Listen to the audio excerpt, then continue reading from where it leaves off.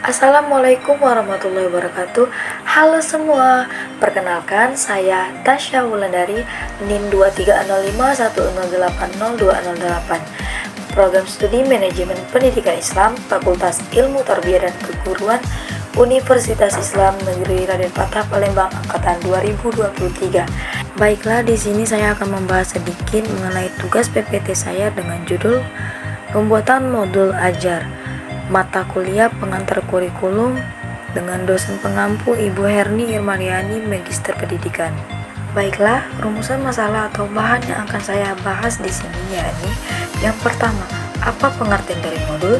Yang kedua, apa saja panduan teknis dalam pembuatan modul?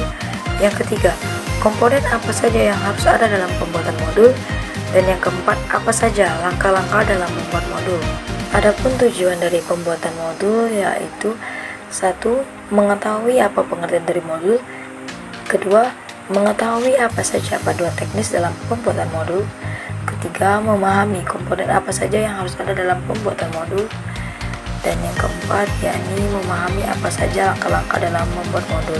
Baiklah, langsung saja ke pembahasan. A. Pengertian modul. Modul merupakan salah satu bentuk bahan ajar yang dikemas secara utuh dan sistematis.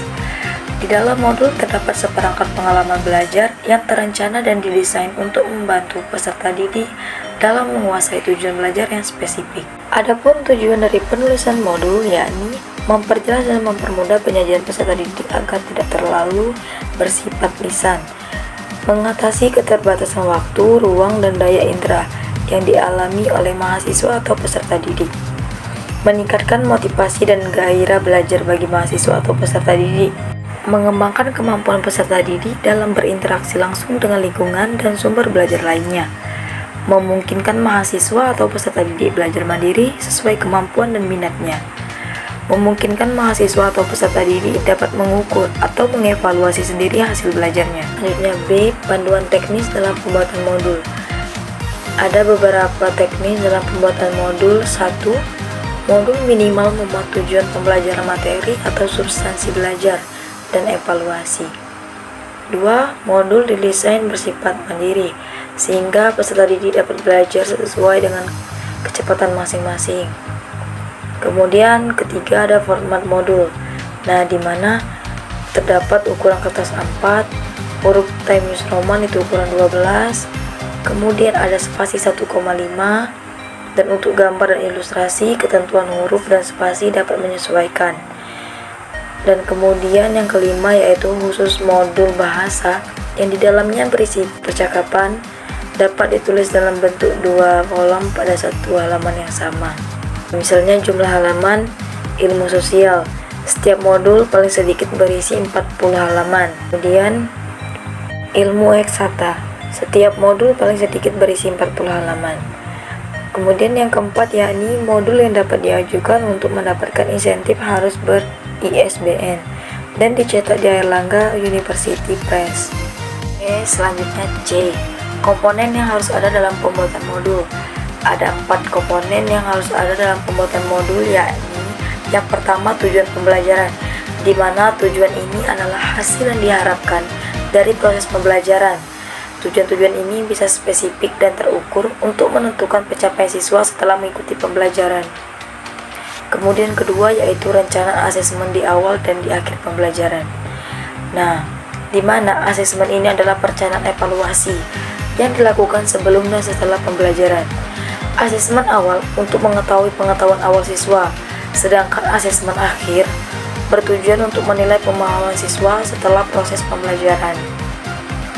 Nah, kemudian yang ketiga yakni langkah pembelajaran, merupakan serangkaian aktivitas atau tindakan yang direncanakan dan diimplementasikan oleh pendidik untuk mencapai pembelajaran. Kemudian yang ketiga yakni langkah pembelajaran, merupakan serangkaian aktivitas atau tindakan yang direncanakan dan diimplementasikan oleh pendidik untuk mencapai tujuan pembelajaran. Nah, bisa berupa penyampaian materi, diskusi, praktik langsung, atau kegiatan lainnya yang mendukung. Kemudian yang keempat yakni media pembelajaran, di mana merupakan alat atau sumber yang digunakan untuk membantu penyampaian informasi kepada siswa. Bisa berupa buku teks, presentasi, video, aplikasi, permainan edukatif, atau alat bantu lainnya yang mendukung pembelajaran siswa. D. Langkah-langkah membuat modul. Langkah-langkah dalam membuat modul terbagi menjadi dua bagian. 1. Menyusun kerangka modul. 2. Menulis program secara rinci.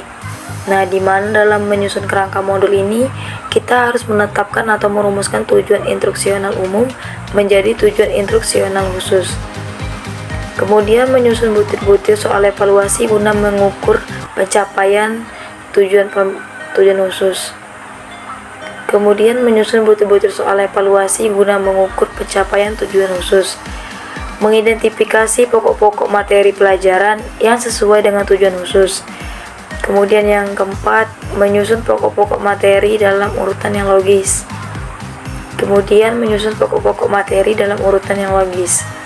Menyusun langkah-langkah kegiatan belajar siswa. Memeriksa langkah-langkah kegiatan belajar untuk mencapai semua tujuan, serta mengidentifikasi alat yang diperlukan dalam kegiatan belajar dengan modul tersebut. Kemudian B. Menulis program secara rinci, di mana ada pembuatan petunjuk guru, kemudian lembaran kegiatan siswa, lembaran kerja siswa, lembaran jawaban, lembaran tes, dan lembaran jawaban tes. Baiklah, terima kasih karena telah menyimak video ini. Mohon maaf bila ada kesalahan atau kekeliruan dalam pembuatan tugas PPT saya ini. Saya akhiri, wassalamualaikum warahmatullahi wabarakatuh.